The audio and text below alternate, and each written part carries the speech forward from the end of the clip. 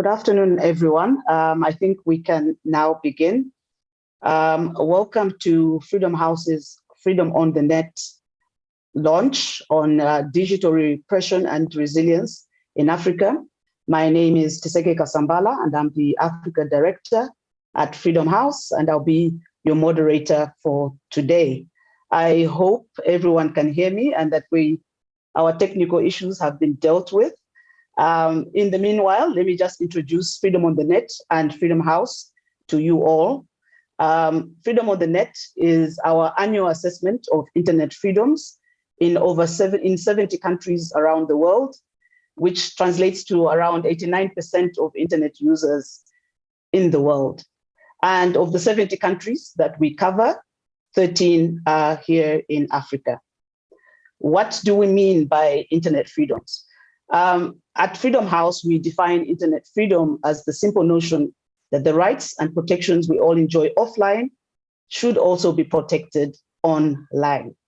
And the report that we're launching today on Freedom on the Net looks at how easily individuals can access the internet, whether it is censored, and how their fundamental rights of freedom of expression and privacy are restricted. Now, for those of you who are not familiar with Freedom House, we are an independent organization which was founded in 1941, and we seek to defend and expand democracy around the world. I am really happy to be joined by three experts who are working on digital rights today, but also just to say that this event is being co-hosted and being partnered with two organizations on our continent who are leading when it comes to internet communication technologies and digital rights. The first one is Internet Society Uganda chapter, and the second organization is PPM Attorneys. The three organizations that are joining me today, firstly is Adeboro Odunlami. Adeboro is a lawyer who's working in digital rights policy in Anglophone West Africa. She engages government, business, and private sector stakeholders on issues such as the right to privacy, free speech, and data protection. Adeboro is joined by Lillian Nalwoga. Lillian is the president of Internet Society Uganda chapter and a program manager at the Collaboration on International ICT Policy for East and Southern Africa. She's also a technology enthusiast who is interested in promoting and advancing the appropriate use of ICT for development. Last but not least is Tshepiso Hadebe, who's a second-year candidate attorney at PPM Attorneys. Her interests lie primarily in data privacy, ethical AI, and tech law policy research. So welcome to our three panelists today. Really looking forward to the discussions.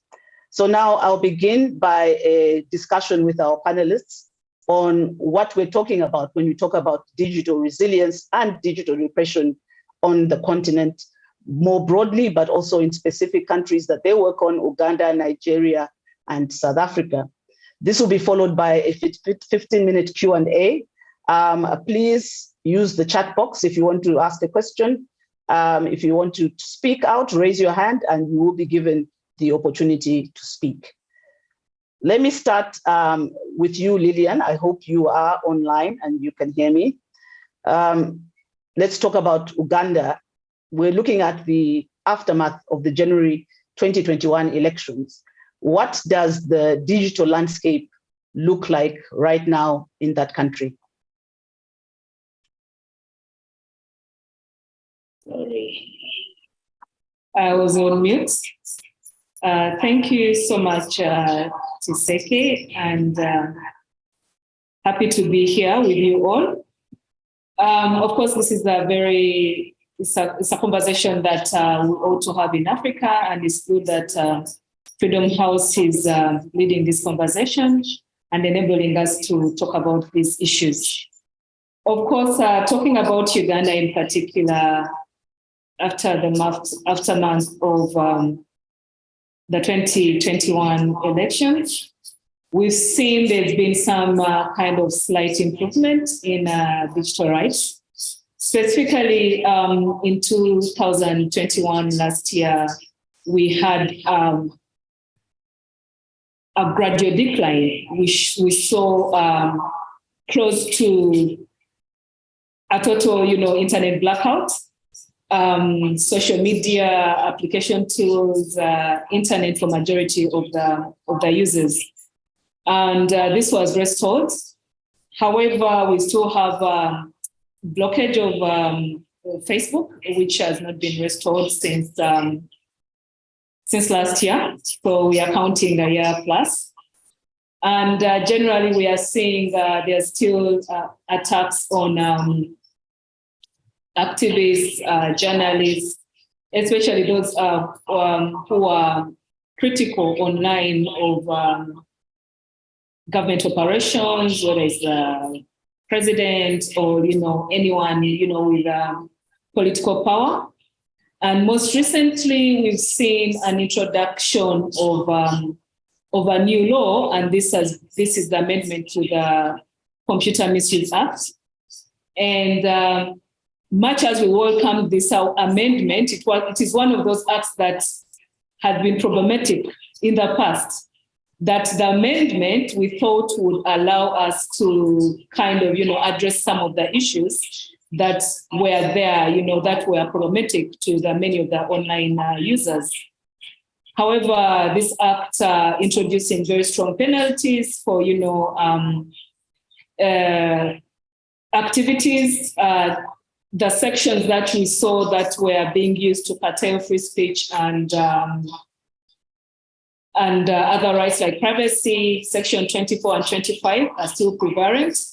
And just so we know, section 25 of this act is looking at offensive communications, and offensive communications is relative to whoever, is talking about, whoever is interpreting it.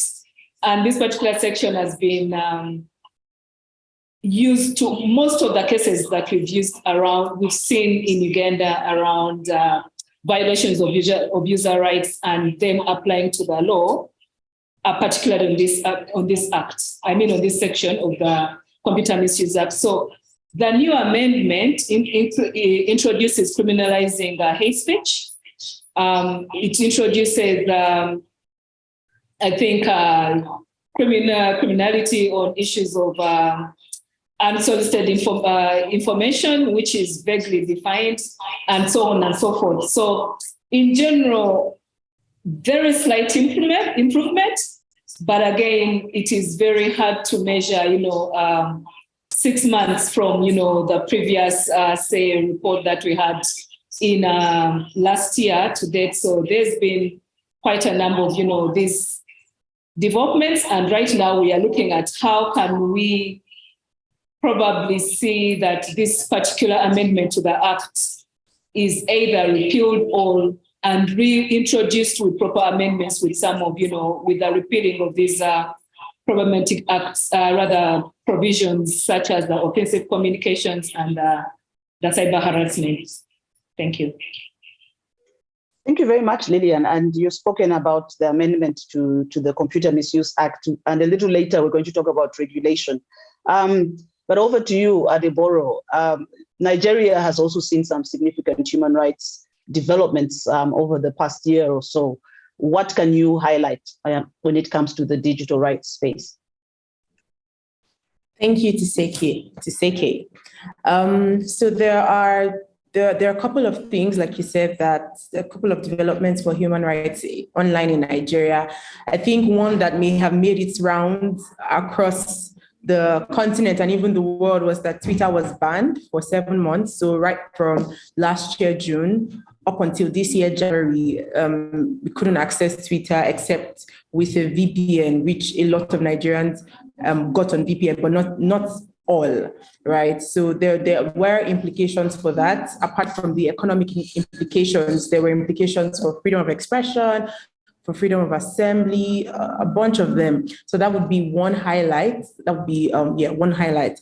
The next highlight would be flowing directly from that, because after the ban was lifted, we know that Twitter got into some form of agreement with the government, even though that's not clear. The terms of that aren't very clear.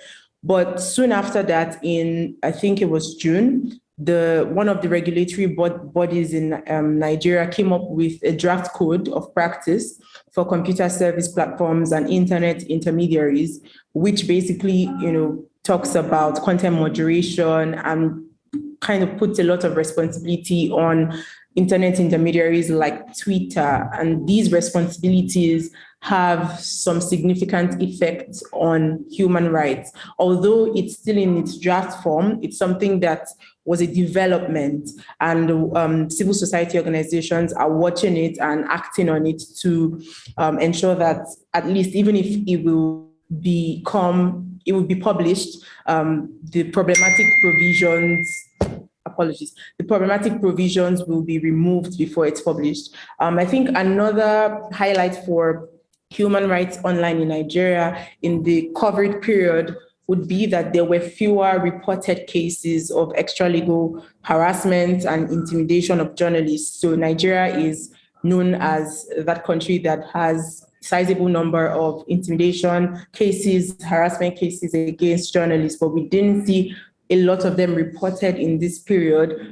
We can only sort of try to deduce why that was, maybe because of the preoccupation with elections and whatnot, but there were fewer reported cases.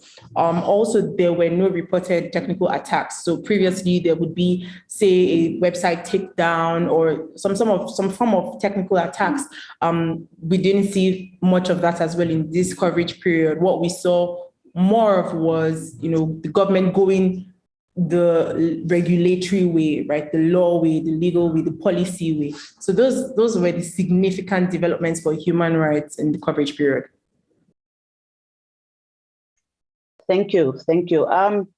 Tshepiso, now, compared to Uganda and Nigeria, South Africa is the only country that is ranked as free in our Freedom House, Freedom in the World report.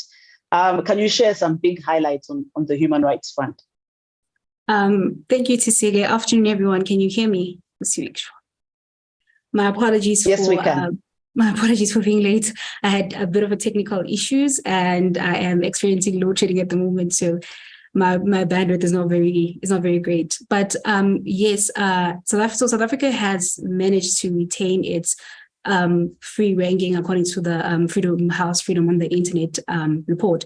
So I think that this can be primarily attributed to the fact that South Africa is a constitutional democracy, and freedom of expression and freedom of access to information are constitutionally guaranteed rights. And as a result, any limitation of these rights comes under very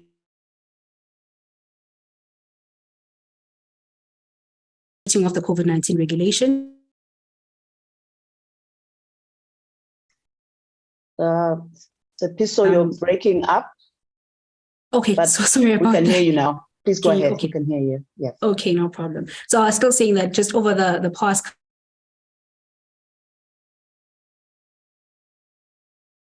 a very limiting provision on the freedom of speech.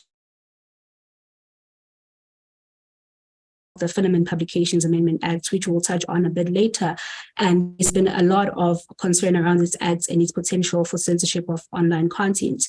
And then, although we are ranked free in South Africa, I still think that we have quite a long way to go to attain actual and true freedom on the internet. And I say this primarily because of one of the reasons is our meaningful access to internet.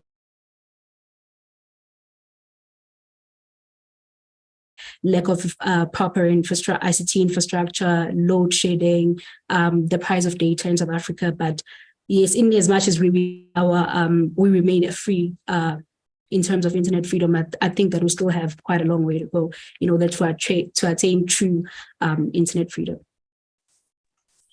Thanks, Tshepiso. So I think for all three of you, as you know, the continent remains a highly repressive environment for online journalists.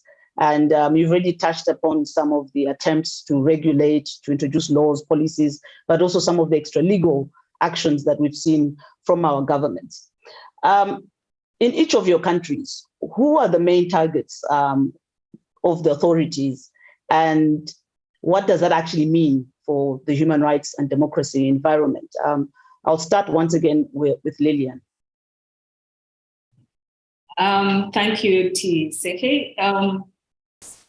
Very interesting question. Of course, the people who are mainly targeted, it's not just, the everyday journalists, but it's journalists that are writing investigative pieces or critical pieces. And these are perhaps, writings that are focusing on, say, I would say like state dealings, government, kind of, investigative pieces, mainly around, service delivery or governance issues.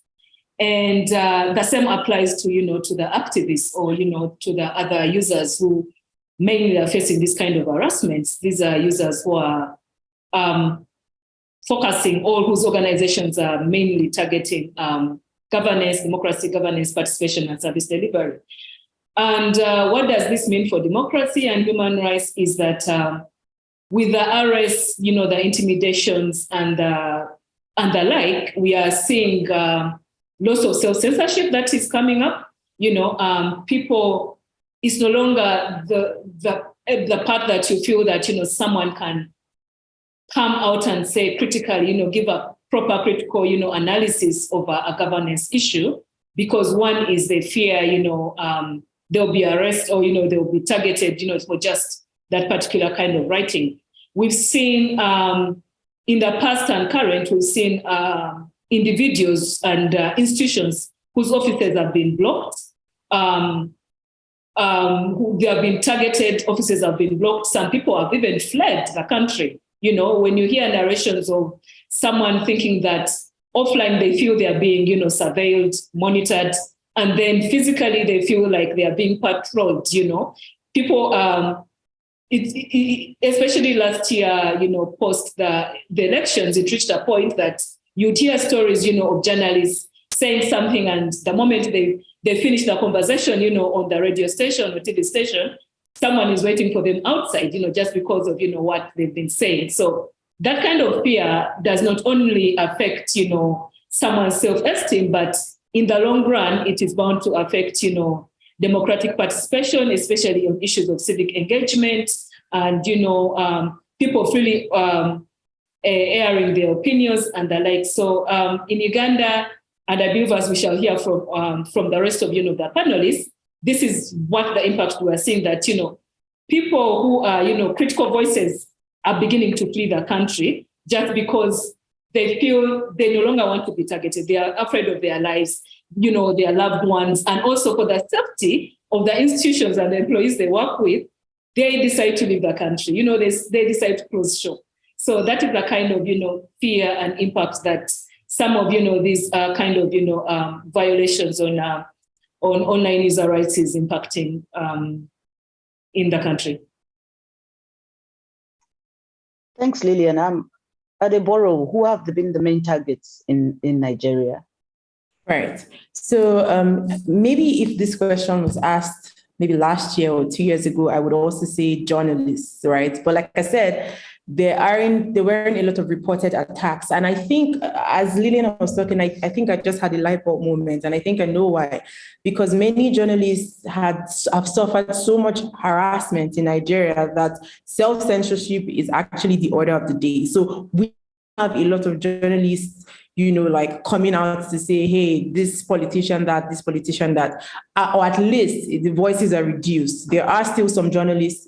And going to Lillian's second point, which will be that there are really vocal journalists, but they're vocal because they have left the country. So they're doing their investigative journalism work. They are exposing corruption and all of that, but from outside the country where they're safer. So that's also an implication on democracy, where people have to leave physically the territory of the country so that they can, ask questions or demand for accountability. I would say right now, the group that is being targeted mostly would be citizen activists, at least especially against the backdrop of last year, where we had the NSARS movement and all of that. I think more Nigerians are beginning to take would I say, power into their hands. Maybe all of the civic education is working, or maybe the frustration is just mounting. But there's now a lot of ordinary citizens becoming activists, leading movements. And because of their strong voices, especially in the use of social media,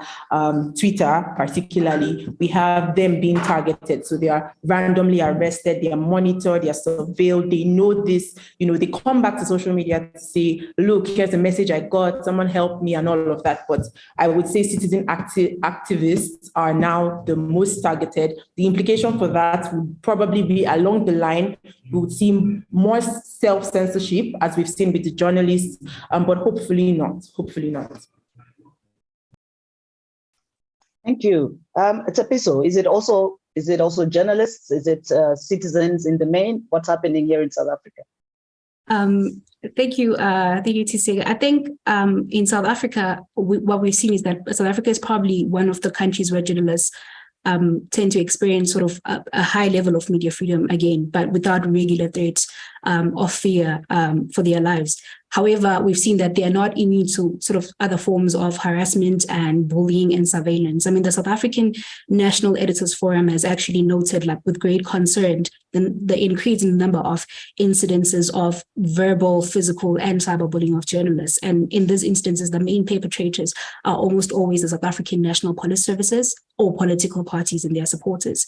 And I think this increase in cyberbullying and harassment that's been targeting mainly female journalists has seen a lot of female journalists leave journalism. It has also seen a lot of sort of self-censorship in that sphere. And I think we've seen in the past, I don't know if you might have heard of this case, but for the Amabungani Center for Investigative Journalism. So what the center ended up having to do, because of how the RICA Act was being used to surveil journalists, they had to take it to the Constitutional Court. And however, the court found the act to be unconstitutional, and as a result, required parliaments to actually amend it. So that's one of sort of what we are looking at, what we're battling with in terms of journalists and the threats on their lives and sort of freedom of expression and access to information in South Africa. That's how it sort of looks like at the moment. Thank you very much. So I think Adeboro mentioned the blockage of Twitter services last year by the Nigerian authorities, and we only saw these services return in 2022. And then in Uganda, we saw the authorities ordering service providers to block the internet in 2021. So I think my question to all three of you is, how should civil society organizations, attorneys, and the private sector respond when the authorities block social media platforms or are actually contemplating doing so? I'll start with you, Tshepiso, because you're still on the line, and then I'll move to Lillian and Adeboro. Okay, no problem. So in South Africa, I think, again, owing to our constitutional democracy, we haven't had a lot of situations whereby authorities have actually blocked or contemplated blocking any social media platforms. And I think, we saw this even during some of the most critical times in our country, like the July 2021 unrest. We saw people still being able to communicate, still being able to share their views and their opinions about what was going on without sort of any retaliation from the government or any of the authorities as to actually have a complete shutdown of any particular sort of social media platform or the blocking of certain content on the social media platforms. And I think that most of that we say we can owe to more civil society organizations, because we saw a lot of them, like the Right to Know, we saw Mabungani Center for Investigative Journalism, we saw the South African National Editors Forum and the Media Monitoring Africa. We saw most of them actually come to the forefront and be sort of the line of defense wherever the freedom of expression and freedom of accessing the information was actually threatened, whether on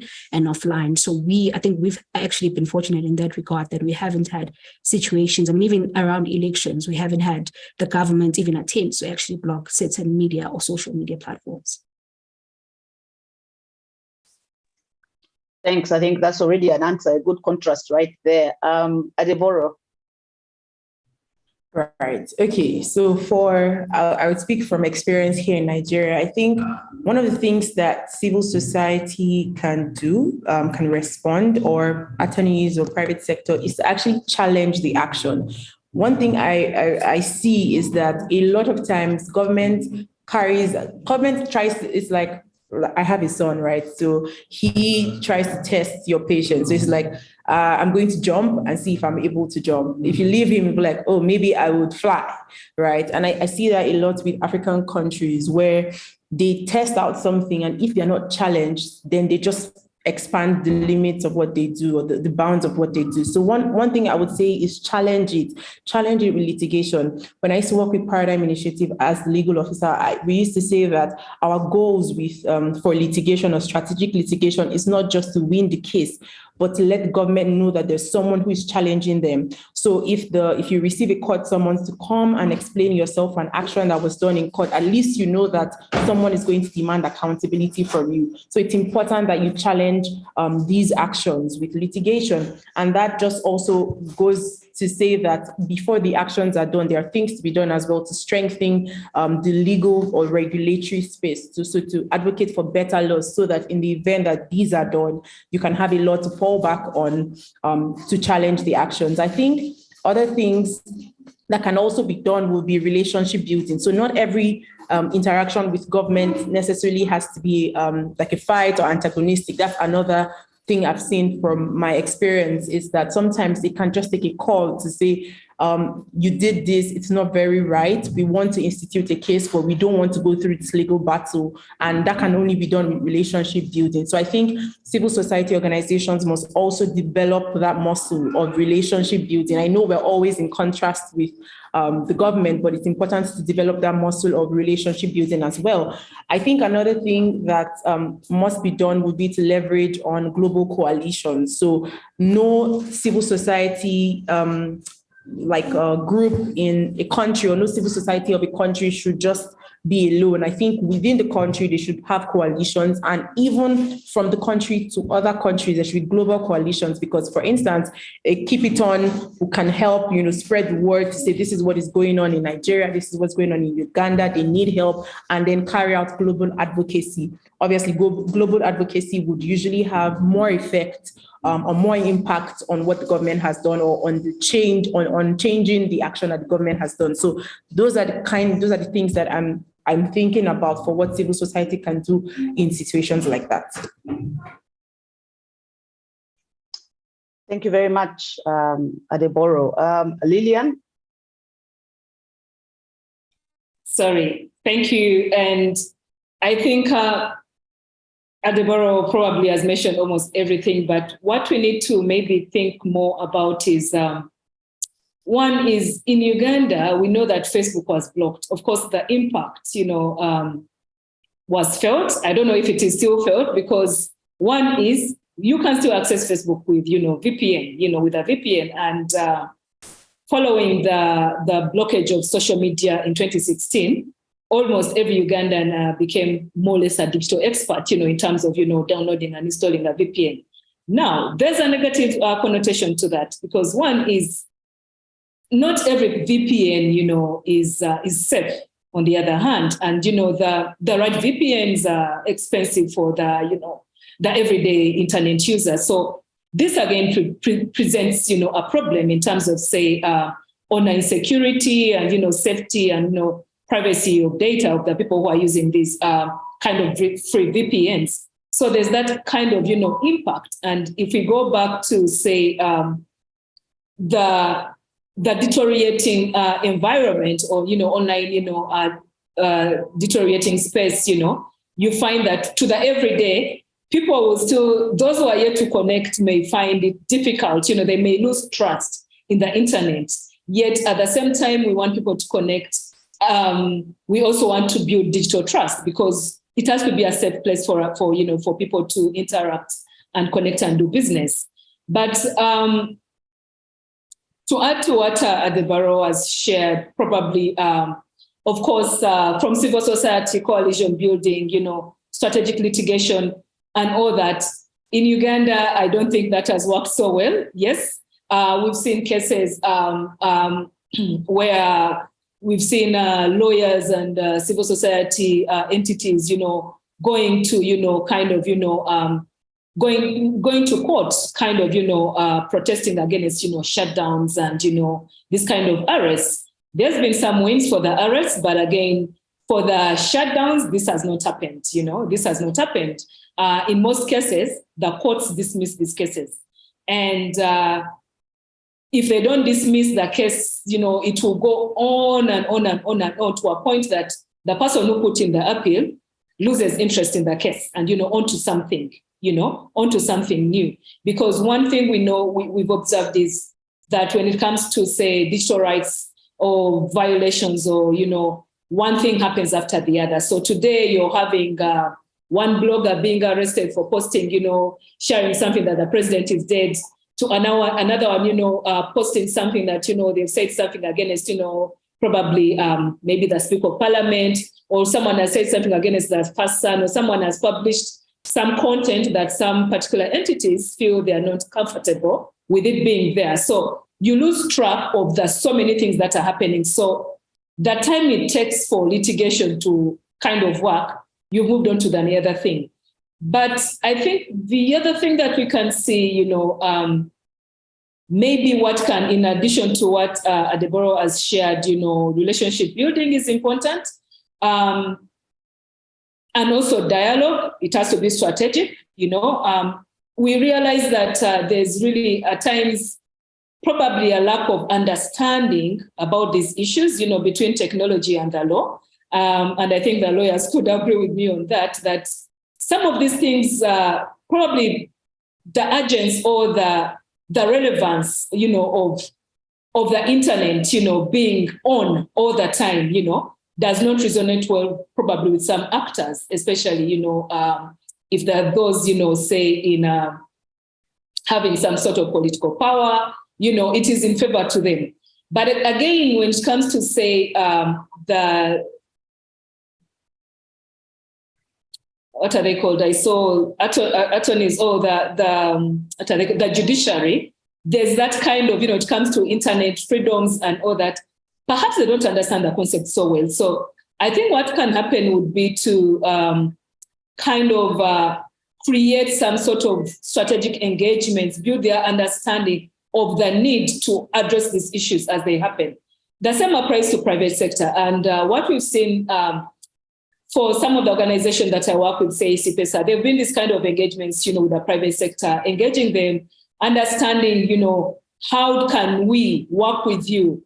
How should you react to incidents like this when they happen? If you're given a court order or you've given an instruction to block access to to the internet or to a particular platform, how can you go about it? And again, we also need to understand that some of these things, are kind of, they are kind of part of the legal process. I mean, the policy frameworks, it makes it hard for them to say no. But again, I think what we need to build is how can we improve our legal frameworks, because these are the ones that kind of in courts empower, this kind of blockage, but that also at the same time create understanding with the private sector, with the judiciary on the need to protect digital rights and, be able to understand that it should be the internet for everyone, as the Internet Society says, and just not to a certain few. It should not be just be played with like, it's a toy that, you come in, you switch on, and then when you want it back, you switch it back, and then you can decide it's just for this particular, entities or for these particular applications. So that is what I can add for now, but yeah. It is kind of, always a difficult kind of conversations to bring in the state actors, especially the judiciary and the private sector, because usually don't want to be caught on the other side of the law themselves. Actually, what you're talking about, the legal framework and engagement with the judiciary, the private sector, that's a very good segue into us switching to a discussion around regulations, right? We have seen that, and according to Freedom on the Net, our Freedom on the Net report, that African governments are increasingly seeking to pass new laws that essentially, grant them authority over internet service providers or companies that provide internet services, and that ultimately will allow the authorities to A, censor online content, but B, also surveil internet users. So I'll start with you again, Lillian, and then I'll go to Adeboro and Tshepiso. what do you see as the pitfalls? And I think we've already mentioned some of them, but what are the pitfalls, but also are there opportunities there? Thank you.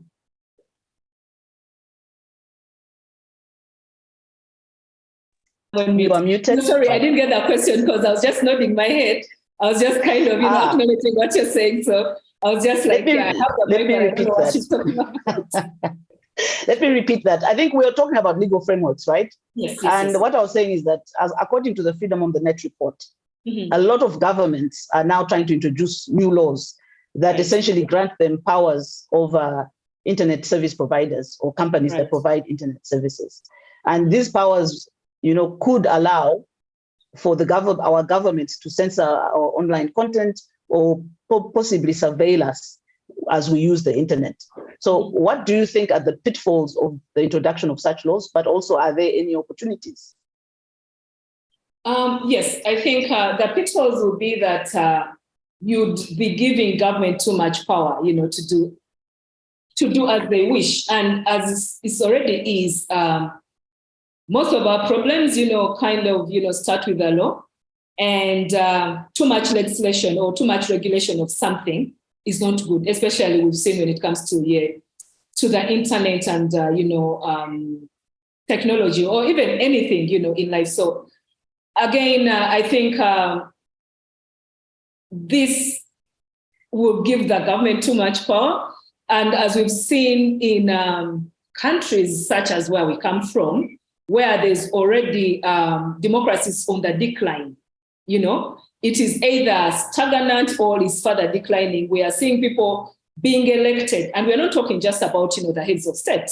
We are talking about, members of parliament, whoever is in power currently, I would say in my country, they're in for themselves. So anything that will give them power, anything that gives them authority, and it starts with the law, that they will stick to that. Anything they'll say, this is what the law says. So let's stick to that.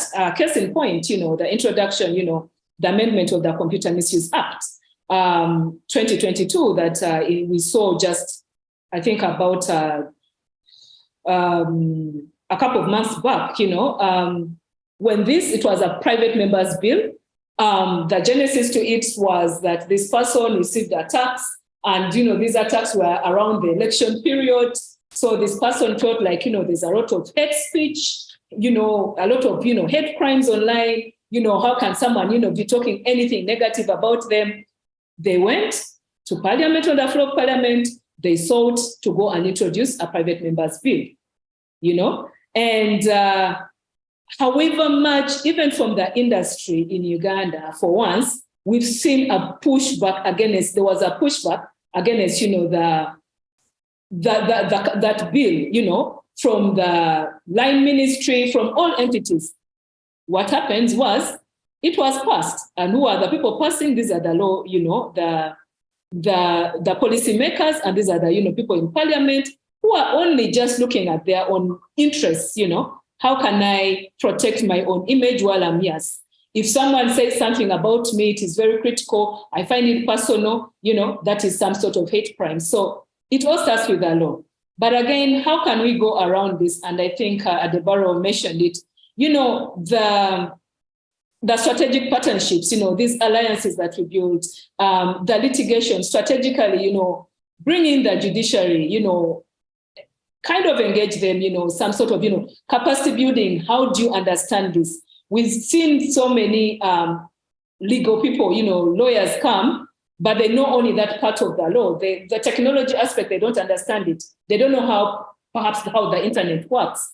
And today, you may have a law today, you're addressing a crime X. Tomorrow, another, crime has come up, another issue has come up. And then you see someone running to go and draft another law. So the one thing I think we can see, how can we get around this, is one is backings of, the negative impacts of this kind of, legislation needs to be, out there. It needs to be done, get, users' perspectives, different actors. How is the law working with them? Does it work? Does it fit within that? But also understanding how technology works, because, that kind of marriage, the law and technology, usually is not really that much of a healthy marriage. So that kind of research to back now the litigation cases or the partnerships or these kind of, the dialogues, that we seek to get to, these actors, the policymakers and, the private sector, we need to have evidence. And perhaps what we are saying is Freedom House is assisting in documenting these kind of things, the violations. And what we've seen that, and I'm happy that, there's been now some sort of, recommendations that are coming out from, these kind of, findings. In the past, I think they were not there. And right now, the recommendations, I think they are good action points to start with for entities that are in advocacy, that are looking at litigation or, alliance building and that kind of thing. So yeah, I'll stop there, but I think that is one of the other things that we can look at: research, evidence, and then we can see how we can build the capacity of some of these policymakers, because they don't understand, Someone says, if, you post, what is hate speech, How do you define hate speech? In the amendment of the Computer Misuse Act in Uganda, there's no clear definition of, hate speech. It's like a replication, it's a duplicate of all these other existing, techie laws. And then, it is slapped into one law, which has been very much criticized, by everyone, of it curtailing, certain rights. So yeah, that is what I can add on for now.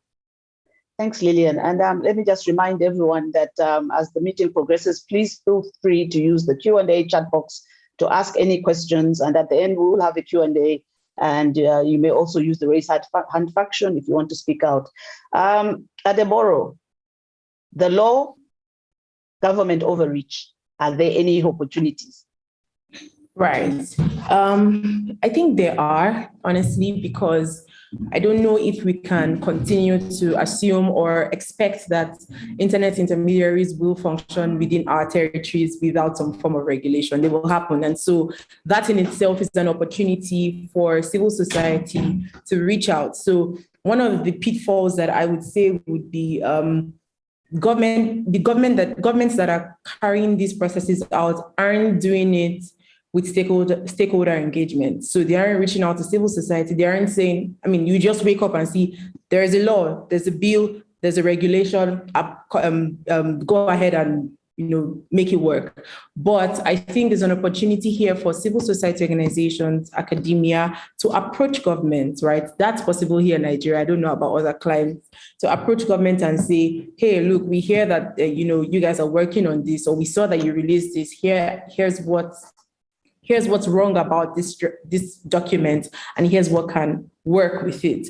I think that also there's an opportunity to see it as, so typically what is happening right now without the laws is that government issues discretionary orders to social media platforms. They just say, hey, look, I want this data request. Hey, look, provide me with this, right? So we can see these laws, if done properly, as opportunity to have actual frameworks for requesting for data, actual frameworks for content moderation, actual frameworks for internet intermediary liability. So I think that those opportunities are bound.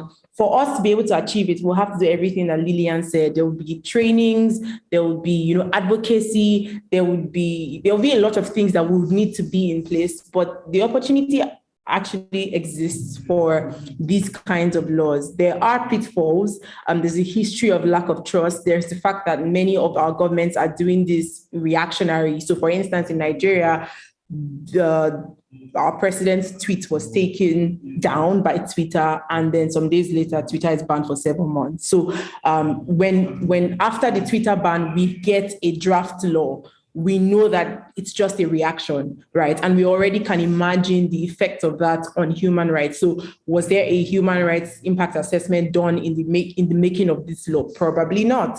So those are the pitfalls that we would typically see on the continent. There's motive. There's also adequate knowledge. So even without wrong motive, I don't know if a lot of government people or policymakers have the adequate technical knowledge to create or to make laws on subject matter. And that's where training comes in again. That's where stakeholder engagement comes in again. So those are pitfalls vis-a-vis the opportunities that exist. Thank you. Tshepiso, anything to add? Thank you. So I think I echo what Lillian and Adeboro had said a lot, because I think that in South Africa as well, had we had the strategic partnerships, had we had consultation with the civil society, and I mean, in looking at the acts like the Film and Publications Amendment Act, whereby the government is now basically trying to move on to regulating online spaces, which then again has its opportunities, such as, and we've seen how the Film and Publications Board has been making moves as the entity that's been entitled with actually implementing the acts. We've seen one of the opportunities that they've been using is basically raising awareness on children online safety. But again, one of the pitfalls is in this certain provisions of the Act, which I think, and I believe had we had stakeholder engagement, strategic partnerships, had we based it on research and the evidence that's actually present and looked at the global sort of online regulation and how most countries are going about it in a way that does not curtail either the freedom of expression or freedom of access to information, we wouldn't have provisions within the Acts that now require certain people that are classified as commercial distributors of online content having to submit their contents to the Film and Publications Board for classification, alternatively having to apply to the board for licenses to self-classify their sort of contents, and then again bring it back to that certain legislation, especially one that are introduced to sort of regulate the online environments, often come with certain vague definitions. For instance, in terms of hate speech, I think that's probably one of the problematic provisions, and the definition of what prohibited content is in terms of the Act is one of the things that we see as being increasingly problematic and could in future lead to a lot of censorship online. And we haven't seen, in as much as we haven't seen a great deal of movement in that regard, and in moving towards censoring general online content by the Film and Publications Board, we do not know what the future holds, and what in implementing the Act and in going forward, what's going to occur. But I think we would have greatly benefited as well from this strategic partnership involving civil society, being able to say, okay, we realize there's increasing potential for online harms. We see this harmful digital content that's on the rise. How do we then make sure that we engage and we're able to address this better? But in doing so, we do not introduce laws or put policies into place that will end up actually end up infringing on the freedom of access to information or freedom of expression online. Thank you. So, let's end this panel discussion on a more positive note. So Freedom on the Net's global analysis shows that the fight against digital repression is actually yielding results. And oftentimes it's been civil society organizations that have led the charge against digital repression. How does this translate in your work, and what tips do you have for activists to further build resilience against what I can say is the digital rights onslaught by many governments? I'll start with you, Lillian.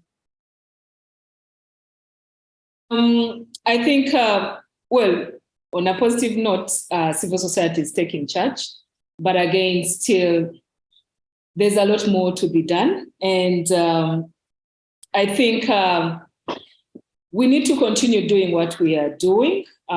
It's a battle that is not going to be won today. We've seen cases in particular countries where there's been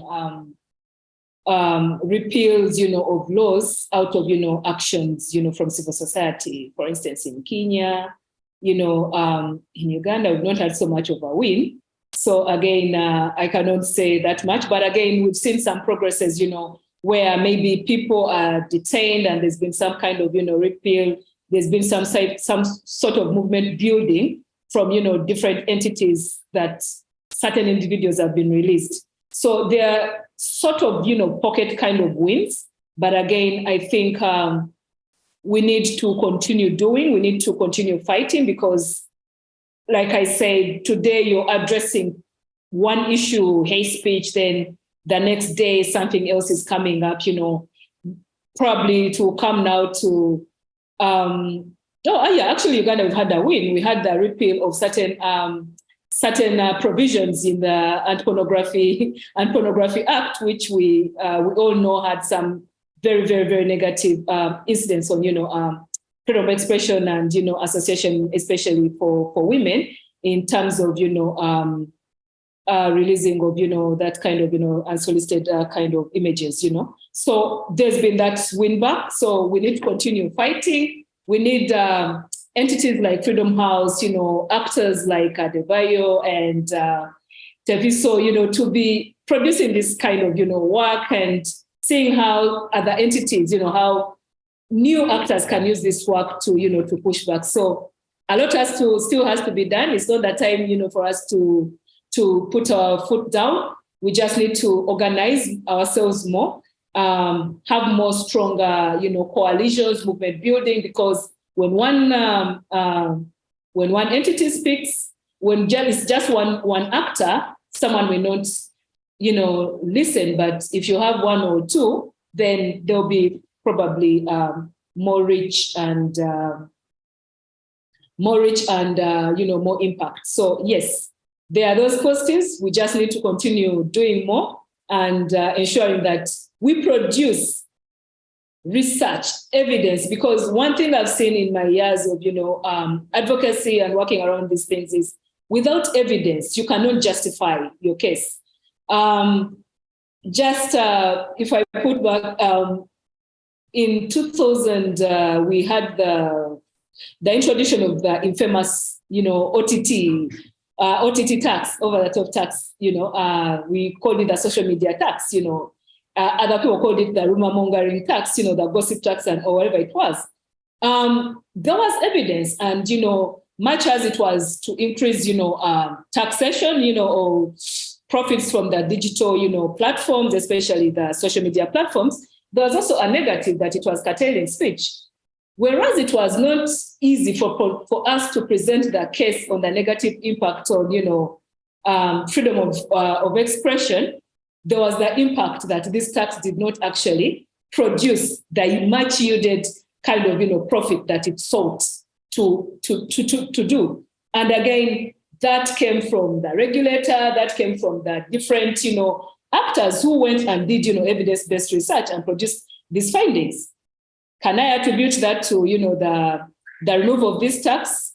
Maybe, maybe not, but at least we were able to show, despite the fact that we've got another tax that was slapped on us, but at least this other, very much more felt tax that was directed on freedom of expression was not, was able to, it was removed, and that is a plus. So we just need to be positive. We just need to organize ourselves, work together, and then maybe we'll see the much needed change that we seek to see on the internet. Thank you so much. Adeboro, how have you shown resilience in the course of your work against digital repression? Right. I think same thing Lillian said. The African proverb that says that if you want to go quickly, go alone. If you want to go far, go together. Working together, as a coalition, working together with people, organizations working together, especially not just within a country, but also within the continent, I think will build resilience, because it can be a tiring work, to be honest, because you think that you've won something today and then you see some new law or some new harassment. We can strengthen one another. So there's an opportunity for that.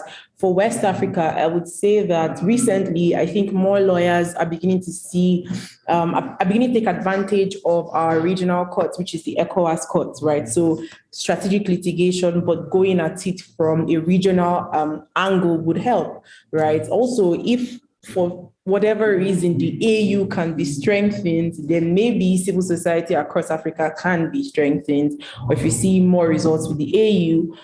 But I also think that one really good way to be strengthened, both as an individual and as a community, would be more trainings, right? We need to know more knowledge. more trainings. We can only perform to the level of our knowledge. We can only perform to the level of what we know. So more trainings for civil society will help us to be more resilient, and obviously more support, like Lillian has said, Freedom on the Net, just choosing, we're going to do research, we're going to produce research that will help advocates. Things like that, I believe, would help individual advocates and us as a community to be more resilient. Thank you. Tshepiso. Thank you. I think I echo a lot of what Lillian and Adeboro said as well, because I like when Adeboro said, if you want to go far, you go together. Because what I've seen is that in South Africa, basically, civil society has been fighting an uphill battle, and that we see that they have momentous victories. We see them having victories in certain aspects of the law, but then they have victory in one and the other one falls apart. So I think that, again, this whole multi-stakeholder coming together, sitting down to say, as a collective, how do we then address this problem? Not just in South Africa, but then how do we look to the neighboring countries? How do we look to Africa as a whole? How do institutions like Freedom House, when they say, okay, this is the state of internet freedoms in South Africa, how do we sit with that again? And then we do research, just as Lillian has said, we do this research, we do this based on evidence. We come with all of that and we sit around the table. We'll say, okay, these are the issues that are faced by Africa as a whole. I think that for me, the community, the resilience is in the community. How do we come together to address? Because at the end of the day, we are all affected by these things. There are certain laws that we've seen that haven't been implemented in South Africa, but other countries have implemented such laws, and we've seen, okay, this has the possibility of curtailing freedom of speech, but then how do we approach the same question, but not without having that effect now of curtailing freedom of speech or freedom of access to information? How do we come together to form this community to build resilience? So I definitely think that the resilience against digital repression lies in community and working together of multiple stakeholders. Thank you so much. I realized that we were running a little bit late, so I'll add a few minutes for questions. I can already see one in the chat box for Tshepiso. Tshepiso, Unati is asking, she would like your views on how she thinks South Africa and possibly other African countries can implement collaborative engagements. Who should form part of the stakeholder engagements? Thank you so much, Unati, for that question. I think, yet again, in terms of how South Africa, what we've seen in civil society in South Africa is that they've really been fighting an uphill battle. There's not a lot of collaboration from the government. Rather, we've seen a lot of litigation against civil society. And what I think that is the approach in terms of going forward and how South Africa can sort of have that engagement is that even at the beginning of laws, at the beginning of contemplating certain policies, we have these engagements, we have this, and maybe we put it into law and say, even before a bill goes out for public comment, even before we have all of these engagements, we have to engage certain stakeholders. If it's within the ICT sector, we have to engage Tshepiso, we have to engage Right to Know, Media Monitoring Africa, but we have to engage different voices even before we draft and it goes out into public. So I think it's all civil society in South Africa is pushing, but I think that we still need to push and we still have a long way to go to truly achieve that truly collaborative environment. Thanks, Tshepiso. In the next 4 minutes, are there any other questions, pressing questions or comments that anyone would like to make?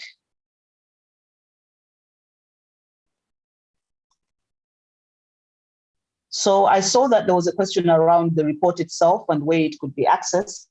If you go to our Freedom House website, www.freedomhouse.org, you will go through the various tabs and you'll see under reports, our Freedom on the Net 2022 report, Countering Authoritarian Overhaul and Overhauling and the Overhaul of the Internet Freedoms, I think, is available. Countering on Authoritarian Overhaul of the Internet, my apologies, is available online, and there is a significant section on our work on Africa and what we've been discussing today.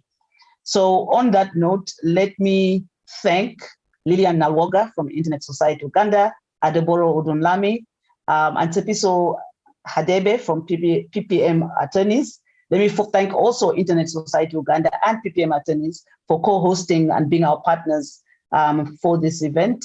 It's been a very, very robust, interesting discussion. There's so much more we could have talked about, including around the private sector and our private stakeholder partners. It's been a really great discussion. Thank you very much, and look forward to the next Internet freedoms discussion. Bye. Thank you, Tiseke.